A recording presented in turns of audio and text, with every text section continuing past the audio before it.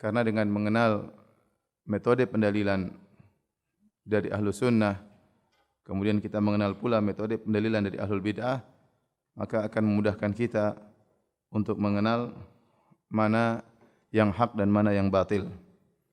Maka kita sebagai ahlu sunnah, ya, terutama orang awam ahlu sunnah, harus memiliki barometer untuk mengenal mana yang pembicaraannya, pendalilannya tepat, dan mana yang pembicaraannya tanpa pendalilan yang benar. Maka perlu kita mengenal metode ahlus sunnah dalam pendalilan dan juga metode ahlul bid'ah dalam pendalilan. Dan sebagaimana kita ketahui bahwasanya bid'ah terus berkembang. Di zaman salaf dahulu muncul bid'ah dan bid'ah terus berkembang hingga zaman sekarang ini.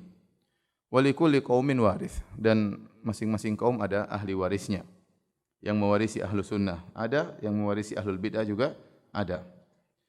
Pembahasan yang pertama yang akan kita bahas adalah tentang manhaj ahli sunnah fil istidlal, tentang bagaimana ahli sunnah dalam berdalil.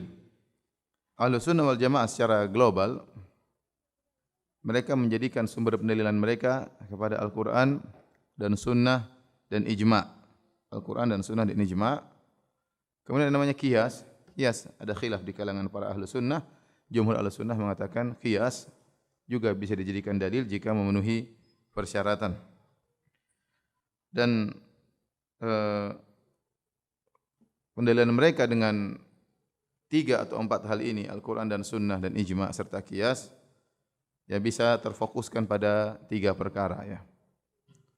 Pertama, bagaimana pengagungan ahlu sunnah terhadap dalil-dalil syar'i, nusus syar'iyah, mereka benar-benar mengagungkan dalil syar'i. Yang kedua, mereka hanya berdalil dengan hadis-hadis yang sahih. Dan yang ketiga, mereka benar dalam memahami dalil-dalil tersebut, yaitu mengagungi atau mengagungkan nas-nas syar'i.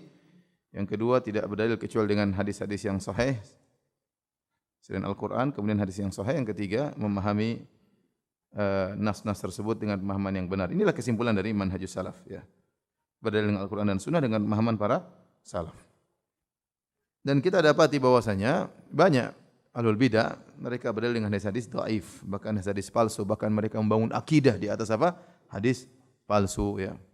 Seperti akidah mereka tentang Nur Muhammad, bahwasanya ya Nur Muhammad diciptakan sebelum alam semesta, ya. Atau hadis palsu, laulaka ma khalaqtul aflak, kalau bukan karena engkau wahai Muhammad aku tidak ciptakan alam semesta ini. Sehingga mereka akhirnya gulu berlebih-lebihan kepada Nabi sallallahu alaihi wasallam. Keguluan mereka itu, pengkultusian yang berlebih-lebihan tersebut dibangun di atas hadis-hadis apa? Palsu. Adapun metode ahlul bidah. Metode ahlul bidah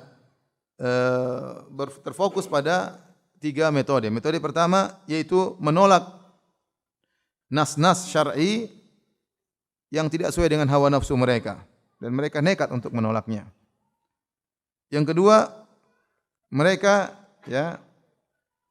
tidak berpegang teguh dengan usul atau pokok-pokok agama. Mereka bermain-main di situ. Nanti akan kita jelaskan maksudnya. Yang ketiga, mereka bikin metode-metode baru, ya. Jadi pertama, mereka tolak dalil-dalil dengan tidak sesuai dengan hawa nafsu mereka. Metode usul yang ada mereka main-maini, mereka tidak berpegang teguh. Kemudian mereka bikin metode-metode baru. Ini tiga cara mereka dalam membuat bid'ah mereka.